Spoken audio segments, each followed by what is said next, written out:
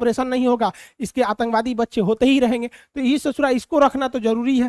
तो ट्रोइका प्लस देखते हैं लोग ये कितना आगे बढ़ सकता है, कितना शांति वार्ता कर सकता है। हालांकि ये बात जरूरी है सबको समझना कि तालिबान अफगानिस्तान का एक अभिन्न हिस्सा बन चुका है।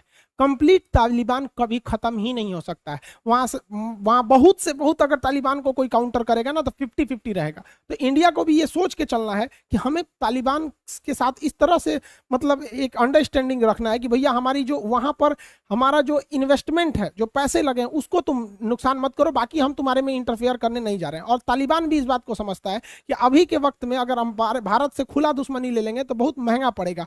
अब ये इसी को देखते हुए देखिए अशरफ गनी पूरी तरह से पाकिस्तान के खिलाफ है। मतलब उनका स्पष्ट कहना है, वो मीटिंग में भी थे उज्बेकिस्तान में ताशकंद में, वहां पर तो उन्होंने साफ कर दिया कि पाकिस्तान की एयरफोर्स ने ऑफिशियली कहा है अफगानिस्तान की एयरफोर्स को कि आप तालिबान पर हमला करेंगे तो हम आपको हमला कर देंगे।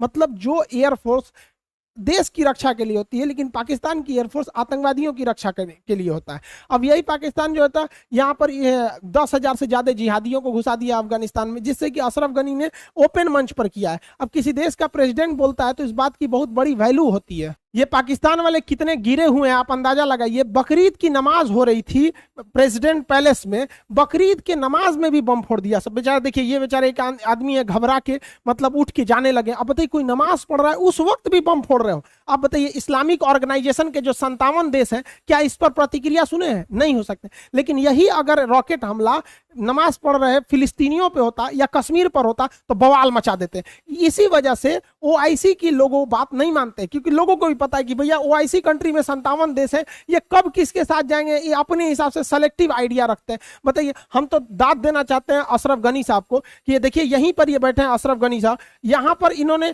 हिले तक नहीं, जो बम ब्लास्ट हुआ है यहाँ पर तो राष्ट्रपति है सामने, हिले तक नहीं। क्योंकि देखिए ये लोग भी बम धमाका में देख लिए, भारत हमेशा से अफगानिस्तान के लोगों के साथ रहा है। तो अशरफ गनी भी पूरे खुल के आ गए हैं। उन्होंने भी कहा है कि पाकिस्तान जो आतंकवादी सप्लाई कर रहा है उसे ये नहीं भूलना चाहिए कि इस पृथ्वी का इतिहास रहा है कि सबसे बड़ी हार अगर किसी की हुई है तो पाकिस्तान की हुई है 1971 में, जब उसके निकम्मे 93,000 फौजियों ने सरेंडर किया था। छोटे मोटे नहीं, 93,000 फौजियों ने सरेंडर किया था। और इसी 1971 की लड़ाई में हमारे लोंगेवाला पर मात्र 120 फौजियों ने पूरे पाकिस्तान को भगा दिया था। तो एक ही इतिहास में दो युद्ध, इतिहास एक ही युद्ध में दो इतिहास देखने को मिला, जब सबसे बड़ी हार पाकिस्तानियों की हुई और भारत ने एक तरफा जीत रख गया। बताइए 120 फौजी मिलकर लोंगेवाला में हरा दिया सब। तो ये पोस्ट उन्होंने दिखाया। अब ये कोई आम पब्लिक या मीडिया दिखाती तो अलग बात है, किसी देश का राष्ट्राध्यक्ष अगर बता रहा है तो बहुत है।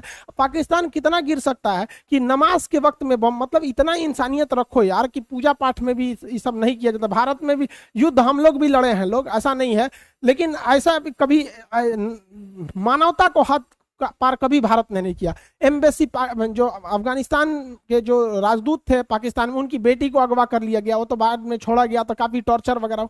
तो बताइए इतना गिर सकता है पाकिस्तान। लेकिन इसी पाकिस्तान को जब तहरीके तालिबान मारता है तो कहता है ये आतंकवादी गलत है और अफगानिस्तान वाला तालिबान सही है। मतलब उसके हिसाब से अफगानिस्तान में शरिया कानून लग रहा है तो ठीक है, वहां का तालिबान ठीक है, लेकिन पाकिस्तान में शरिया कानून लगाने के लिए तहरीके तालिबान अगर मारता है तो वो गलत है। भारत को भी यहाँ हाथ पे हाथ रख के नहीं सोचना चाहिए, क्योंकि तालिबान 110% वो भारत के खिलाफ ही रहेगा। भारत का अशरफ गनी यानी अफगानिस्तान में शुरू से ही बहुत बेहतरीन रिलेशन रहा है। आप देखेंगे सुभाष चंद्र बोस को रूस और इटली पहुंचाने में अफगानिस्तान होके ही गए थे। तो हमारा बहुत पुराना रिश्ता है अफगानिस्तान से। दहेज में अफगानिस्तान मिला था बिहार के चंद्रगुप्त मौर्य को, एरिया आराकोसिया जेड्रोसिया पेरिस पेमियाई चंद्रगुप्त मौर्य को दहेज में मिला था, जिसका अभी का नाम काबुल कंधार मकरान हेरात है। तो दहेज का जमीन है बिहारियों की अफगानिस्तान। तो हमारा पुराना रिलेशन है। वहां $3 बिलियन निवेश किया है, पाकिस्तान ने भी निवेश किया, लेकिन वो आतंकवादी के रूप में निवेश किया। हम लोगों ने वहां 135 करोड़ रुपए लगा के हाईवे बनाए हैं लोग, जरान से लेकर डेलाराम तक इस हाईवे को बनाए हैं लोग। साथ ही हम लोग ने वहां पे $90 मिलियन पैसा लगा के हम लोग वहां का संसद भवन बनाए हैं।